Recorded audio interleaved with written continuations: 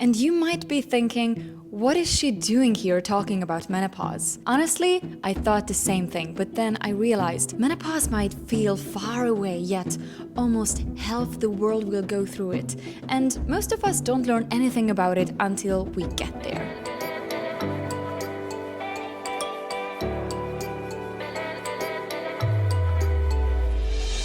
Hi, my name is Kinga. Today, I'm diving in. What actually is menopause? What can we do once it shows up? And is there anything we can do now to support our bodies before we even get there? Hot flashes, mood shifts, brain fog. Why does nobody teach us this stuff earlier? What's behind all these changes? And how do women prepare instead of panic? First things first, menopause isn't a disease or a malfunction. It's a natural biological transition. Think of it like your hormones slowly changing shifts going, okay team, wrapping up the reproductive era, moving on to the next chapter. Most women experience it between 45 and 55, but the timing is different for everyone. Symptoms range from hot flashes and night sweats to mood changes, cravings and brain fog. Basically, your internal thermostat and emotion settings going off orbit. I read tons of articles and books, asked my dear friend AI, and sat down with someone who's actually experiencing it. When did you first realize you were entering perimenopause? What were the very first symptoms you noticed? Around the age of 41, but my symptoms had actually started at the age of 37. It was mainly my mood and my energy. I was really struggling with low mood. I was feeling anxious, really overwhelmed with just doing everyday basic things. I was also having UTIs, headaches, struggling with my sleep. I was gaining weight. I had aching joints and just so many different symptoms. Was there anything that surprised you about menopause that no one warned you about? I had no idea about the symptoms. I had no idea that at the age of 41 that I could be perimenopausal. No one had warned me. There was nothing out there, very little awareness with regards to the fact that perimenopause and all of the symptoms that I was experiencing could occur from in your 40s. I just thought it was something that was older in life. How did your symptoms change over time?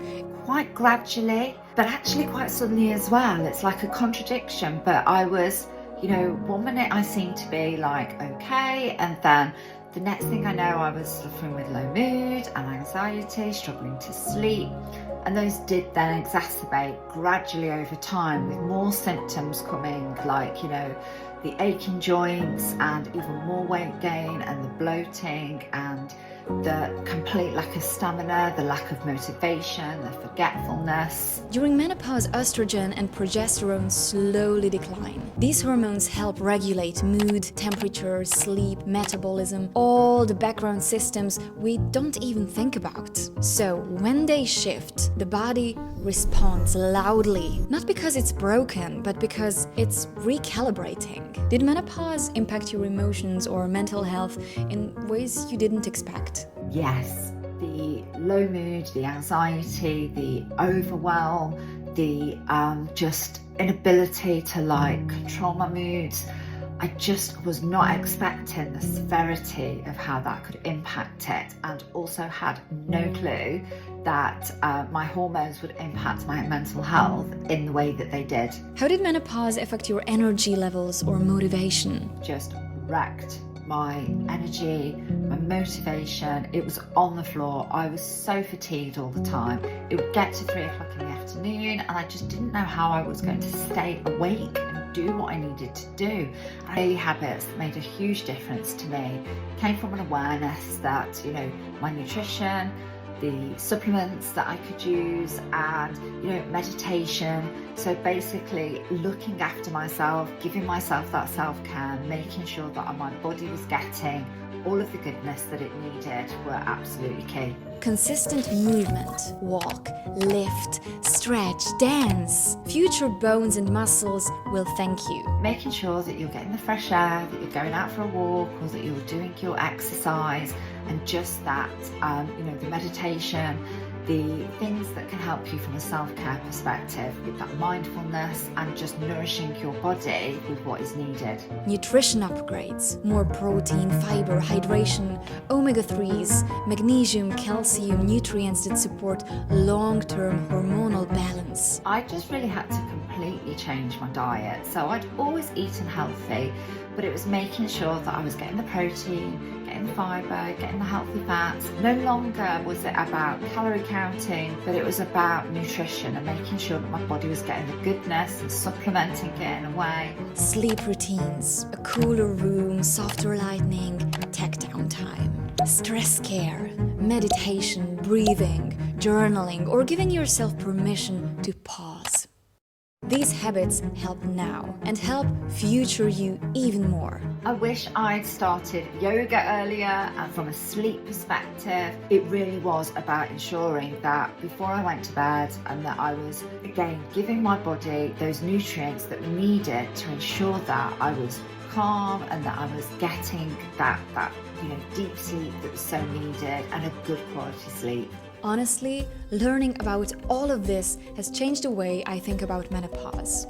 Not as something to fear, but something to prepare for. The same way we prepare for any big life shift.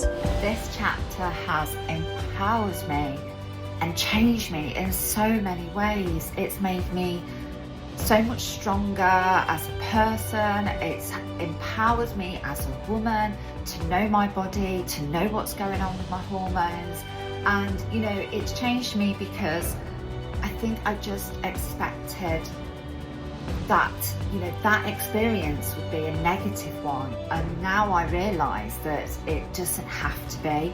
You don't have to struggle, and it can be such an incredibly empowering time. The more we understand our bodies now, the easier it becomes to support them later. And speaking of support, this year you can also add something extra to your routine to feel more supported. Because even though it might feel like menopause isn't the end, it's your new beginning. Fitline Women Plus supports normal hormonal activity and helps with concentration, which can make everyday tasks feel a little more manageable. It also contributes to reducing tiredness and fatigue. Reimagined for today's women. Radiant, balanced, unstoppable. I love Women Plus. I just literally take the 3 scoops, put it into water, helped with things like energy and mood, the sleep, just overall finding that balance. In a youth-obsessed world, we have to keep reminding ourselves, menopause isn't an ending. It's a transition into a new chapter of growing. One many women describe as more grounded, confident, and self-assured. And we shouldn't be afraid of transition. So be kind to yourself, now and later. Build the habits that support your body. And remember, it's not about becoming who you used to be. It's about growing into who you're meant to be, because growing older is a privilege. Let me know in the comments, if you're navigating menopause, what helped you? And if you're like me and haven't reached it yet, what's something you want to understand better? Let's begin this conversation.